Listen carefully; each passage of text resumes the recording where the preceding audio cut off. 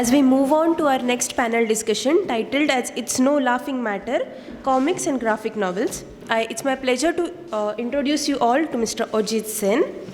Orjit Sen is a pioneering graphic artist, designer and storyteller, widely regarded as one of the key figures in the evolution of graphic novels in India. His seminal work, The River of Stories, is celebrated as India's first graphic novel and a landmark in the country's visual storytelling landscape. As a multidisciplinary artist, Orjit's creative journey spans diverse mediums, including illustration, comics, murals, installations, and digital media. Orjit is also a co-founder of People Tree, a collaborative arts and design studio and a retail space that champions socially conscious art, fashion and publishing. Aunohita Mojumdar is an Indian journalist who has been a reporter and editor for over 34 years. She is a former editor of the South Asian magazine Himal South Asian. She has lived and worked in Afghanistan, Nepal, Sri Lanka and India. She has published in numerous regional and international media outlets including The Guardian, Financial Times, BBC, Asia Times, Al Jazeera, Eurasian Net, The Hindu, Women's E-News, Times of India, Outlook, News Laundry, The Scroll and The News Minute. She is currently based in Bangalore. Hello everyone. It's a great pleasure to be here and to share some of my work and then have a conversation with Aunohita. So since time is always tight, I'll go through a few work. I'll explain a little bit, but I think for now the images mostly do speak for themselves. I'm not showing you, I've been working for 40 years now. So there's a hell of a lot of stuff. I don't know where to start. So I'm just doing it randomly and just a few examples of work from recent times. I've been working a lot with comics, graphic narratives of various kinds and in various scales. So this is a part of a book called Hair Burns Like Grass. Tomorrow, Shabnam Virmani will be here showing a film on Kabir. So I thought this might be interesting because this is something I created not as part of her project, but as part of a kind of process which I shared with Shabnam, and we had, she kind of really got me inspired about Kabir. And so yeah, the title is actually a line from Kabir. So what I'm showing you are like, I think of the primary, let's say like in cinema you'd say shots are the primary breakdown of a larger film. For me, in a graphic narrative format, the double spread constitutes that element that forms the thread and the rhythm of storytelling, that every time you turn a page, a new universe is revealed to you. And so I always conceive of all my comics, whenever I make comics or graphic novels, in terms of double spreads. So what I'm showing you right now is like two sides, two pages of like an open book in front of you. So yeah, so I made this work when I was taking care of a person with terminal illness, and Kabir's words had a huge resonance for the experience I was going through at that time. So I created this person at the center of the narrative who is in a similar place. He's in a terminal phase of his life and he's being cared for by someone. I don't bother to identify who this person is or give them a name or anything like that. But it's about, and I was very interested in how to blend Kabir's poetry into a graphic narrative. There's so much about Kabir that is so, at one level, politically charged, radical, deeply spiritual. I wanted to capture those layers and how the legacy of Kabir himself, which also is very interesting for me, and I wanted to include it in this narrative, is so contested, so Kabir defies categorization. Was he Hindu? Was he Muslim? Are the words that are attributed to him really his? Who is Kabir? I mean, it remains an enduring mystery. And so I decided to do both English and, a Hindi, although Kabir did not really compose in Hindi, but a Hindi translation of, because the Hindi still captures the rhythm of the poetry. So you'll see that the Kabir's poetry appears throughout the narrative, in places that you might be a bit surprised to find it. But that was the whole idea. How Kabir's legacy kind of, I myself was, while working on this, was fascinated by how much Kabir was familiar to me. Although I was kind of beginning to study the poetry and all of that more seriously as part of this project, it almost seemed like something I knew, somebody I knew. That sense of finding him within me surprised me, actually. So I wove that into the narrative. And the other thing which I really like the medium allowed me to explore many different registers. One is the two languages. One is just in terms of text. There is a kind of you'll see, there is Kabir's poetry, there is both languages, the poetry in Hindi as well as in English, and a kind of comics narrative where speech bubbles and characters are speaking is one kind of a register. But there is also a commentary, which is like an off-screen commentary, which is what you see on what side is that? Is that the right? Yeah. On the right-hand side, I've introduced that register, which is like a narrative text that's going on, along with the speech bubbles of the story characters. And then you flip the page, and then on the left-hand side, you have you begin to start about understanding what Kabir meant over the centuries as a historical or semi-historical figure. He's also a mythical figure in some ways, because there are followers of the Kabir Panthis who consider him to be divine. And then there are so many different levels of commentary about Kabir. And the painting you see, there are two paintings here. One is a painting of Kabir as a weaver. This was done in probably in the 17th century originally as a miniature in the Mughal school style. And Kabir lived most probably in the 1300s or 1400s. Even that is not known. So anyway, the very first painting of Kabir, based on who we have a kind of a notion of who Kabir was done 300 years, 200 years after he died.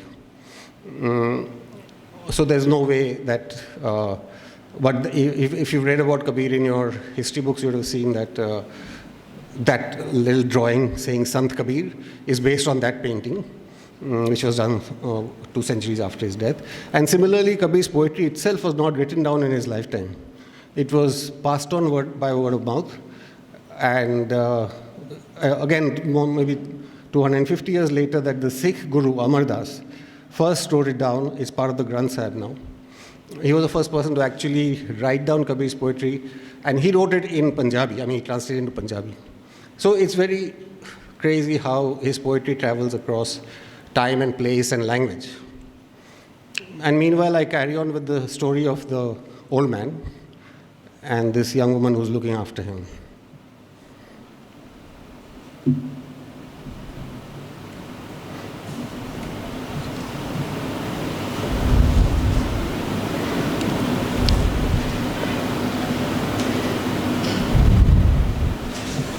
Can you read what's written? Anybody? Can you read what's written on this? Does it appear on the screen? Is it legible? Yeah. Anyway, if it's not legible, I'm sorry. I can't possibly read everything out. So maybe when you see that. And this is why comics and graphic novels, in a way, are really the medium the medium that it works, that was invented for is print, and it really, you do need to see it in print. I mean, I'm a great believer in printed comics. Of course, you create comics for, and I do that myself, for online viewing and so on. Then you create the form in that way. But this form of comics is best as a printed book, and I was telling you about turning the page, and being able to kind of engage your left brain and right brain so that you read and you connect with the image, you interpret the image, you make those shifts of temporal shifts from frame to frame of time and the passage of time. It's a medium that demands a lot from you, a lot of engagement. It's not like a passive thing of sitting and watching TV or, you know.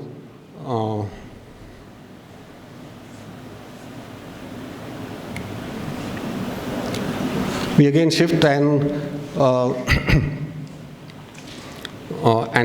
Kabir's, the story of Kabir's life and how it spread, how his kind of the influence of the poetry spread over the larger parts of northern India in different communities and languages. I'm talking about that here. And you see it almost like a sequence in animation where you focus on a single part of the tree, which looks like a tree in itself. And then as you keep zooming out, they become like leaves of a tree. And then when you turn the page again,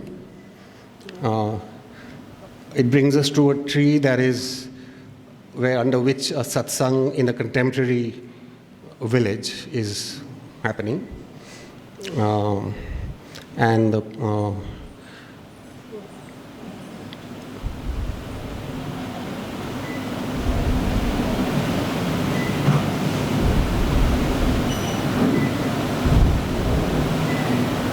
So as I was saying, you will find Kabir's poetry everywhere, kind of woven into the images, like in the railing over there. Here, you see the paisley Ambi prints getting sort of blown away from her sari like dry leaves of a tree. That's a motif or a metaphor that Kabir uses quite a lot in different ways. Of course, I'm sure many of you are familiar with the idea of that Kumar Gandharv sang it very beautifully also about the Jeeni Jeeni Beeni Chadariya. The Chadariya, the clean sheet, is our selves and our deeper souls, which we never manage to keep clean, and we keep dirtying it. So I mean, he uses the weaving metaphor also to describe the Chadariya as our bodies, and so it was very interesting to be able to. I mean, what I was trying to do here largely was take Kabir's metaphors, poetic metaphors, and imagine it through a visual language of my own, and to interplay between textual language of poetry and the image language of visual art. Again, here we see we're shifting back to a kind of a different kind of narrative. So those ambis or whatever paisleys from her sari, they get swept off the edge of the page. When you turn the page, you see them coming around the corner and onto the next page. And there they are becoming little symbols and motifs, all of which appear in Kabir's poetry. You see the elephant, the sword, animals, death's head, so many metaphors that Kabir kind of uses. And then on this side is one of the Kabirpanthi community. They have these calendar art kind of images of the life of Kabir and so on. So I keep playing with that. You see he's drawn as taking birth on a lotus, just appearing in a ray of light on a lotus. And here, as a kind of allude to that, she's holding little bowl, cupping water in a hand with a lotus.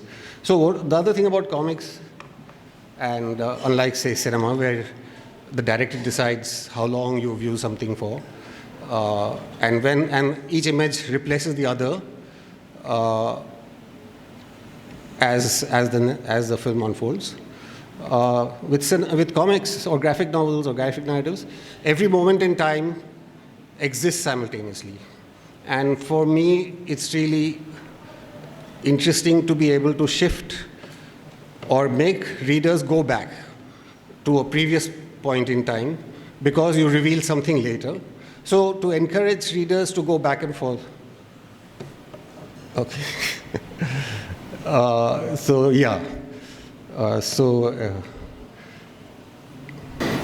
anyway, these are we going back in the narrative just to give you a context. The old man keeps going back to hallucinations or memories of his past, and this is a sequence where he hears the news of his mother's passing from an uncle while he's flying a kite on the terrace with his sister. And again, a metaphor that Kabir uses a lot, like of the kite, on a string that gets cut. Some people say, some commentators have said that Kabir is like the poet of death, though I think he is a poet of life because to him life is so precious that he talks and often and in different metaphors about the briefness of the life that we have.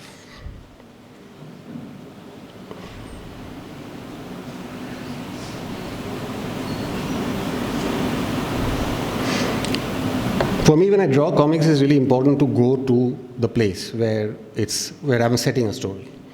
I have to go there. I have to feel that place. I have to be part of it before I create a story. So for me, place is always really important. It's not just the character. It's not what's in the foreground. It's the background for me that tells the story also in its own way. It's the background that creates a world which allows us as readers to enter and be part of a different world. Even as a kid, I used to dislike those Amar Chitra Kathas where the background forest, when Ram and Lakshmana are going in the forest, the trees are just generic, cloudy shaped green patches. I used to really dislike that. I was like, we have to see what kind of trees they are. We want to feel the quality of that place. So I want to show that he goes back to that same, after all his adventures, after his mom passes away, he goes back to that same terrace where he was flying his kite. And again, there are references like this. I don't know if you noticed it when I was showing it earlier, but in that jali, there's a broken part. And even in that image. And then you see this, and this is just another of those elements, like I'm saying, it's to tell the reader, go back and check there. And of course, the kite he was flying is still rolled up there inside. And these words, which speak of the death or the dying of everything in the universe, sort of come floating like moths as he's falling asleep, and he wakes up and he's surrounded by the words. And there's a monkey, which in his childhood photograph, which again you would have seen, maybe you noticed earlier on, there was a monkey sitting there, which is again a metaphor from Kabir, and how our minds are like monkeys. And the monkey is sitting there and on the terrace, and he calls him to see what's going on. And there is a huge procession of death.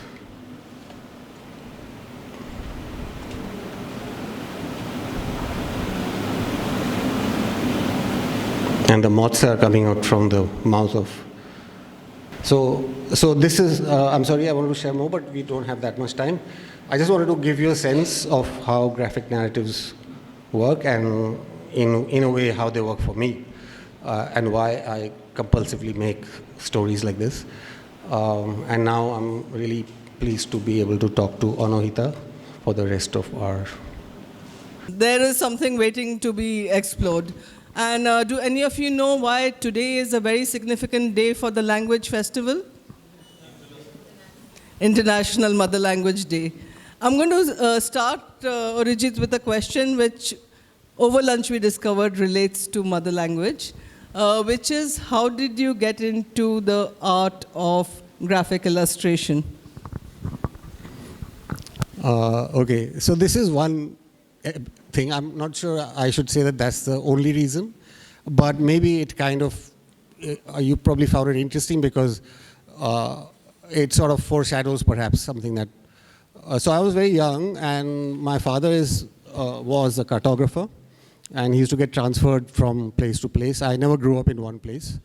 So I mean, I'm nominally Bengali because I grew up in a Bangla speaking household.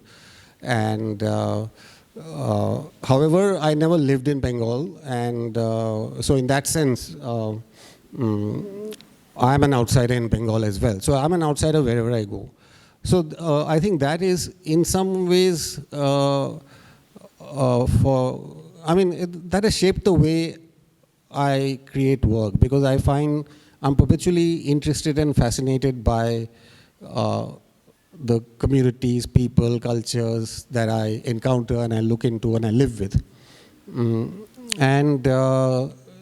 So anyway, when I was quite young, so around maybe 5 or 6 or something, my mother would try to teach us to read and write Bangla. We spoke Bangla because we spoke Bangla at home.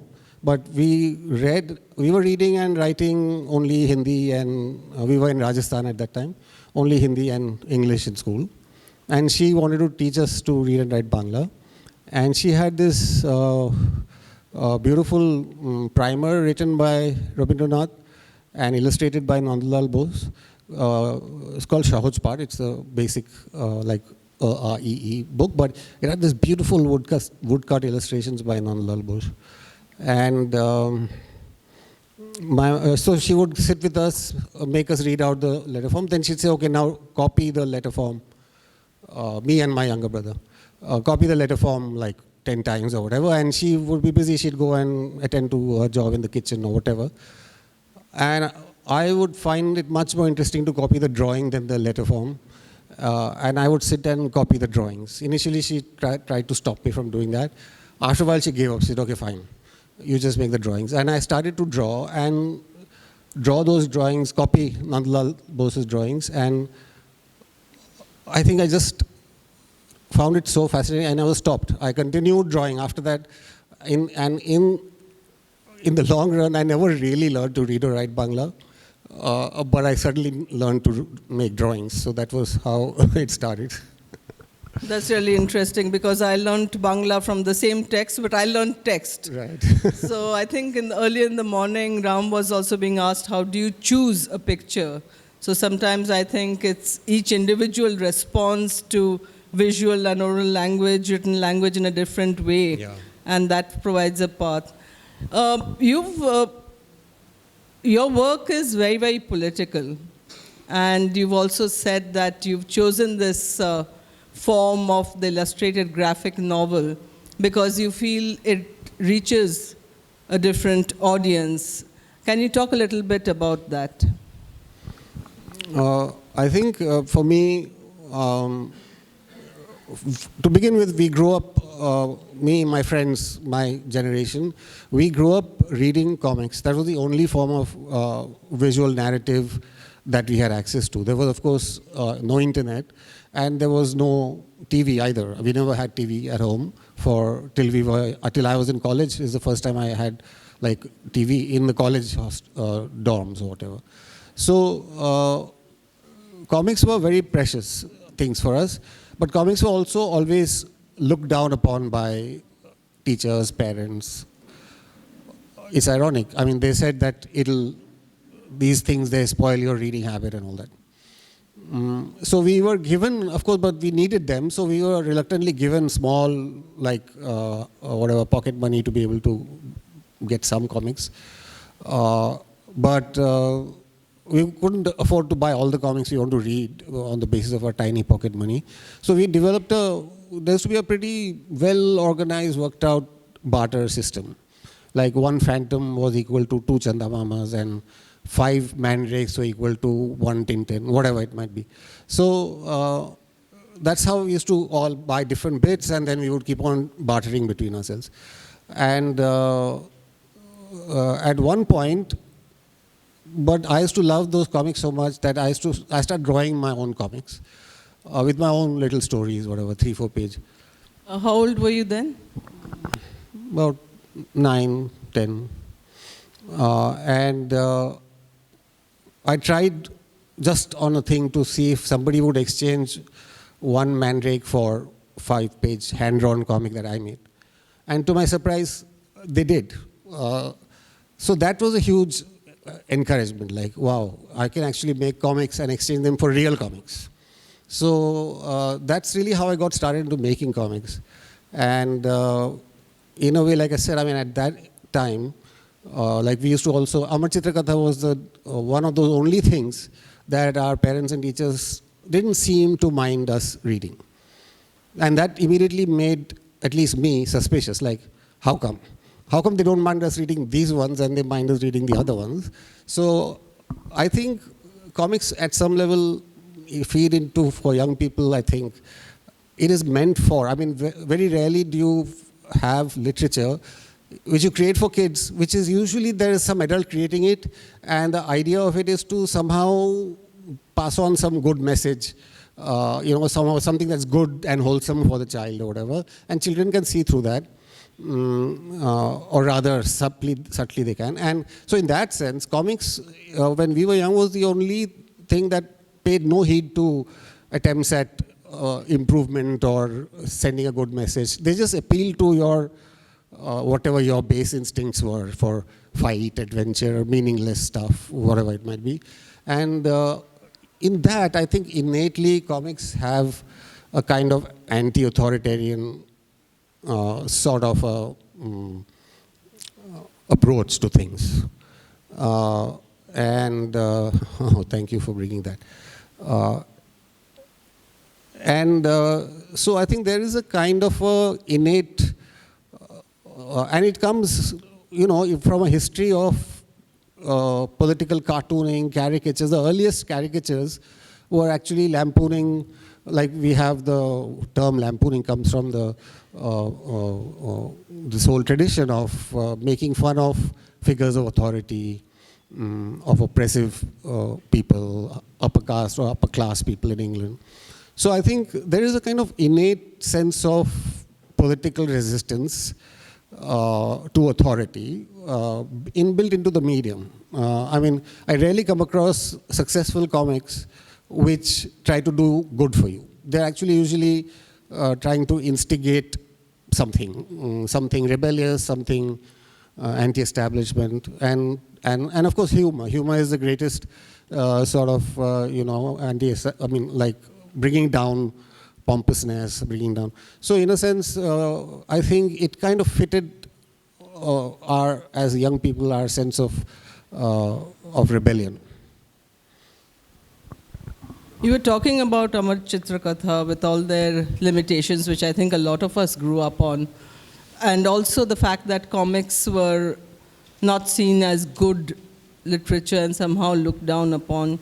Do you think the evolution of the graphic novel has changed the place of graphic illustrations in terms of getting more respect now, since the time that you began?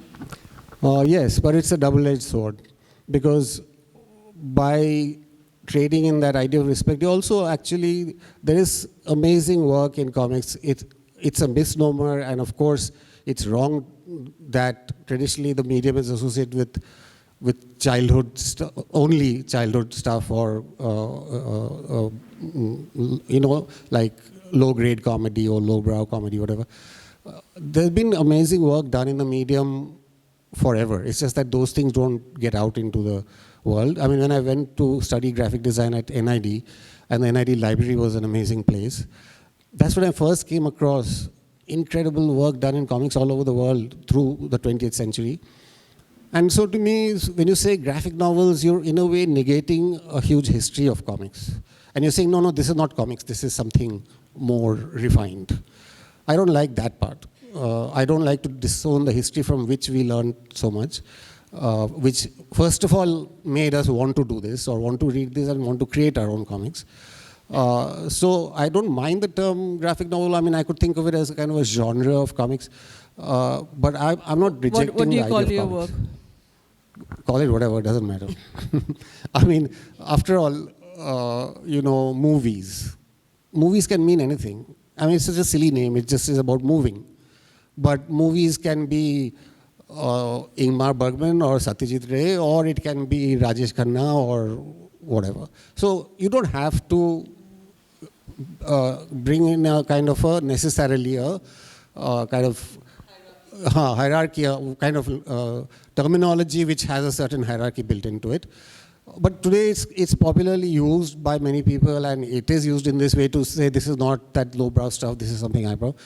So I think of it as a genre. Yes, I mean, comics were usually created in a kind of factory setup where there was a storyteller, a story writer, there was an illustrator, there was a line artist, there was a color artist, there was a lettering person. So it was done in the heyday of comics, when they were produced like thousands of them. So it was done in this factory-like setup where there was no one kind of, let's say, overarching vision. It was the vision of many people. And so graphic novels, on the other hand, is usually the vision of one person drawing, at the most one person writing and one person drawing, but usually both things in one. In that sense, it's different from the traditional comics. And so you can say, okay, graphic novels is to me, it's like a genre of comics. So at a time when we are completely inundated by the visual image and the endless scrolling on our smartphones, what relevance does something like this still have? And you were speaking also of how particular you feel about print. Could you talk a little bit about that? Yeah. I mean, it's actually really ironic, and it's come a full circle. I was approached by a publisher of magazines and an educationist also by calling. He's a publisher, but he's also an educationist. He approached me to produce a comics magazine, something I always dreamt of. And I'm still doing it, which started during the pandemic. And he said that, look, I mean, he also runs some schools. He owns some schools.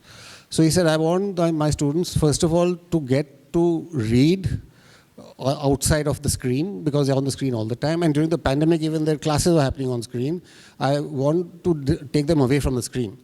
I want to give them something where they can enjoy and get engaged with something other than on the screen. Which, of course, as we all know, creates all that attention problems and that endless scrolling and the lack of engagement.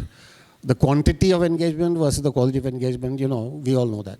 So anyway, so he was concerned about that, and he came to me and said, can we produce a comics magazine, which goes to all my schools anyway, but also out in the public.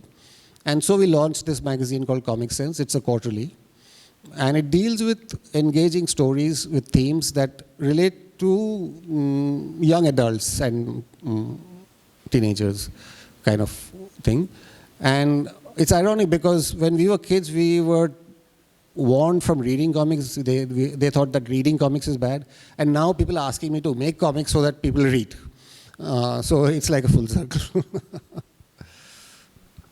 I know we have very limited time, and we're soon going to get the 5-minute warning. So I'm warning the people here, especially the students, that please be ready with really good and interesting questions.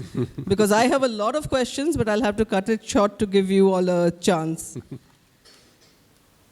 Since you published this, it's now 25 years? 27, yeah. 27 years. And I encourage you to look at it, and I hope like Ram Rahman's book, that the Dakshinachitra library also has this. If not, it should immediately order it.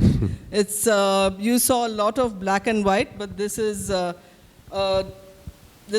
black and white. This one is about food and farming, amazingly colorful.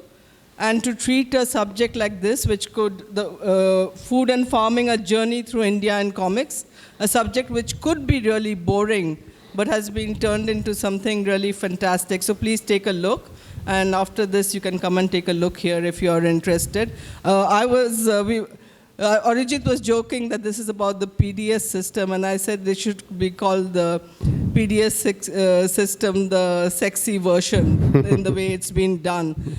So also the idea that serious subjects can be made much more relatable. You know, you were also talking about how Kabir, you were surprised at how it got into you and how you related to it. So is that a driving force for you, and how do you get the feedback for something which is maybe sold, you know, through a bookshop where you're not necessarily meeting people? Yeah, well, again, this food and farming comics also came out just post the pandemic, when the farmers movement was at its peak. And suddenly words like minimum support price, public distribution system, all of these things were being bandied about, but actually middle class people living, the consumers living in cities, they don't know anything about how the food reaches their markets and their plates. I just asked this question to some people. I said, you know, supposing you go to the market tomorrow and there is no food there, there's nothing to buy, what will you do? I mean, have you ever thought, I mean, there is a whole, in a country as huge as India, there is a whole network and a system that ensures that that you have food in the market, a choice of food from different places and all of that, and all the required vegetables, dals, rice, roti, wheat, whatever. I mean, there is a massive system that has to work for this to happen. And we started talking about this in connection with the farmers' movement, that supposing farmers say that we have had enough of being exploited and we will not grow food. Imagine the whole country will come to its knees. So I wanted people in the cities to, I'm not the sole author of that. We wanted the people in the cities, young people, to come to understand that that they need to respect food and not take it for granted as something that will always be there. And so we started to research and then decided to tell the story of what goes behind the making of food and all the systems that are involved. And also, of course, look at the privileged people in the cities and how do people who don't have access to food, how do they manage? I mean, what's the price that is being paid at different levels by different people? So that's about that. And I decided to make it very colorful because I wanted to make it exciting for young people. And this River of Stories is something that came out of my involvement with the Narmada Bachao Andolan in the 1990s of indigenous resistance. I was actually just last month in this place called Kahalgaon in Bihar on the banks of the river and looking at all the government plans of turning the mighty Ganga river into a cargo channel. So since the time you wrote this, the political landscape has changed a lot, not for the better, I think. So how has your art changed to meet that new landscape? I think somebody asked me this question in a different way. I mean, she was talking about River of Stories, and she said, in this, the main character, the storyteller, is a mythical musician called Malgu, and he has a one-string instrument which he sings on. She said, what if you were to do River of Stories like a part 2 today? What would you change, or what would your thing be? And the first thing that struck me was, I'm not a votary of violence, but I said, I think Malgu needs to give up his rangai, that's his instrument, and pick up a gun. Because I think things are reaching a point where, I feel a lot angrier and more militant now than I did in the past. Not that I wasn't critical in the past of the governments of, not only governments. I mean, like I said, I learned somehow or the other to rebel in school, and I could see through how authority is used, even in school, to keep us in our places, keep us doing the things that we are supposed to do. So I think, to me, the idea of protest comes quite naturally. I mean, I just feel that today there's so much to protest about that you almost reach that point where you feel like you have to do something more than just voice your anger, you know. On that rebellious note, can I invite questions from the audience? Hi, sir. So I have a doubt, like, how do you see a spread? Like, how do you divide sections? Like, there's a scene where I think Kabir is sleeping and he sees butterflies, and you cut off the things in the butterflies, and then monkey calls him. So how do you visualize, and how do you... I'm sorry, I didn't hear that at all. Could you just speak a little louder? Oh, sorry.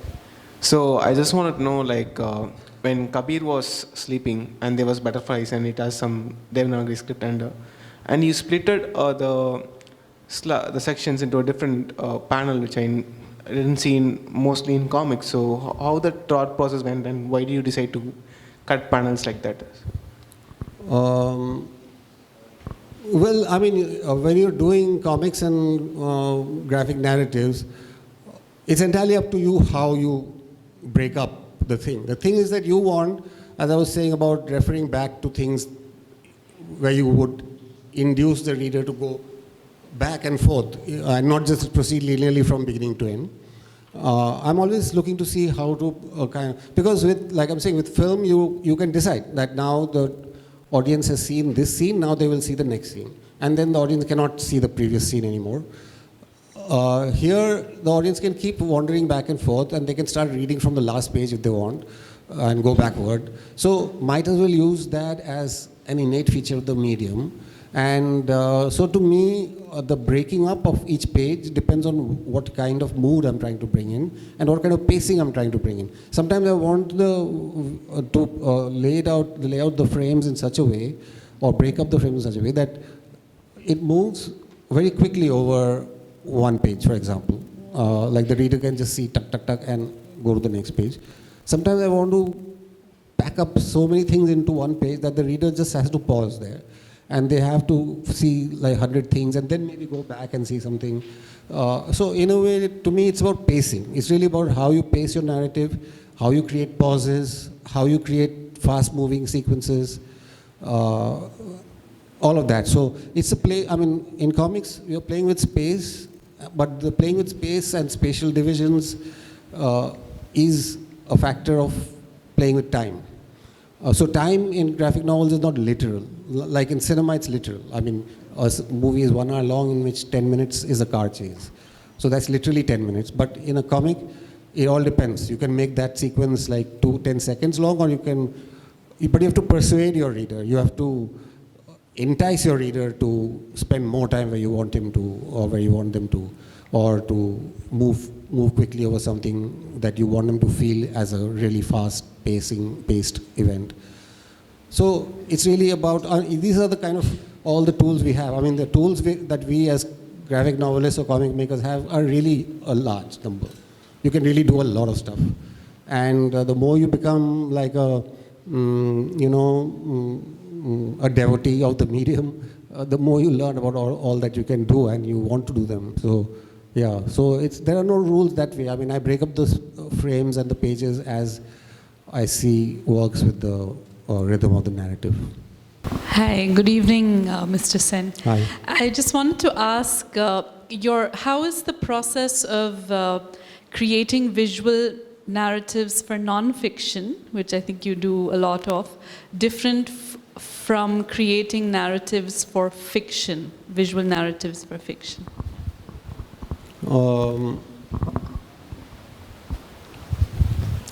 River of Stories is a bit of both. I mean, right? usually most of my work is a bit of both. I mean, usually even the fictional, like River of Stories is a fictional narrative, but it's based on a real place and real events, except it's all been fictionalized. Or the Kabir story, for example, bits of it is delving into actual kind of academic research on Kabir, and then there's the other thread of which is completely fictional of this old man. And I think essentially, but they both come from, for me, they both come from research. I mean, like I was saying, if I do the Kabir story and part of it is set in Banaras, I have to go to Banaras and I have to live there, I have to draw, make sketches, take photographs, particularly make sketches and listen to people's stories. And that's where the kind of the raw material comes to me from. And the river of stories, I actually was part of the Narmada Andolan. I spent a lot of time in the Narmada Valley as a young man.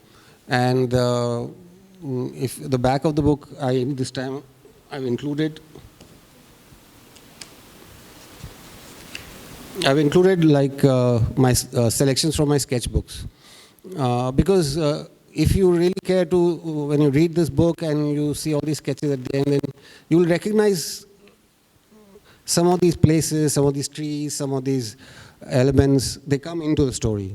So in a way, it's all part of a kind of research which includes, of course, listening to people, talking to people, understanding their stories, but also drawing a lot. It's like a visual research. Like for me, they're like, I come back with sketchbooks full of sketches, and those become like a, and then I kind of, the narratives that I create sort of emerge from that process. And right in the beginning, I tend to make little thumbnails. So the words, for me, actually, the words usually come later. Initially, I see it like sequences, like movies in my head. And I make little, like tiny thumbnails to lay out the sequence of the movie in my head. And then I take it, maybe edit it or move things back and forth, whatever. And then I take it to a bigger scale where I start bringing words into the picture. So largely this process is similar, whether it's, like I'm saying, it's always based on research. Even if it's pure fiction, it's based on research. It's set in a particular place, a particular time. Like currently I'm working on so I'm like, it's set in 2006, the story. It's a totally fictional story, set in a small town in Maharashtra. And I've been there, I've noted things. Then I want to know, my protagonists, they go to see a movie, and I want to bring a little bit of the movie sequence into that part. And then I had to do research on which were the hit movies of 2006, because that's when I want to set it.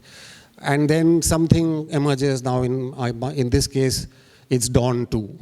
And so Shah Rukh Khan is there, and then I look at, so many details keep coming out of that, so out of the setting, out of the time, and the story really emerges from that. I mean, there are very broad thoughts in my head, but once I get into research, things start to take a shape. Hello, I'm Srinidhi. I'm from MOP Vaishnav College. And every medium comes with its own challenges, right? Hey, can you raise your hand, please? I can't see. Yep, I'm here. Yep. Okay. Yeah. So every medium comes with its own challenges. For writers who write traditional novels, they find it hard to express certain emotions or talk about certain issues in writing. So my question to you is there any topic, any issue, any emotion that you find challenging to express through pictures, through graphics? I think every true emotion is challenging. Whether it's love, hate, anger, despair, whatever it is. I mean, to enter into the skin of a character and then to sort of express their emotions honestly into the skin of a fictional character you created, and then to feel their emotion in an honest and genuine way, it's really difficult. I mean, you have to imagine whatever the emotion might be. And sometimes the character also, I create the character and the character starts to acquire a life of its own. I mean, then the character says, no, I'm not like this. I don't, the character actually sort of takes over the narrative at some point. So it's a back and forth. And I don't know any one emotion is more challenging than the other. I think expressing any emotion in an honest way is challenging. Thank you. With that, we come to the yes. Something struck me about Kabir. Yes. How many people know about Kabir and who Kabir is? There's only one hand behind. Okay. Phew. Okay, sorry. I just assume everybody knows Kabir. Okay, then you guys should read because Kabir is a very powerful figure, and he was a 14th century figure. But if you read his poetry, when is your book coming out? So in fact, tomorrow we have quite a bit of Kabir. yes, exactly. So, Please see the film tomorrow. Yeah. So I want to thank Orijit and Aunohita. Thank you so much. We'd like to give a round of applause.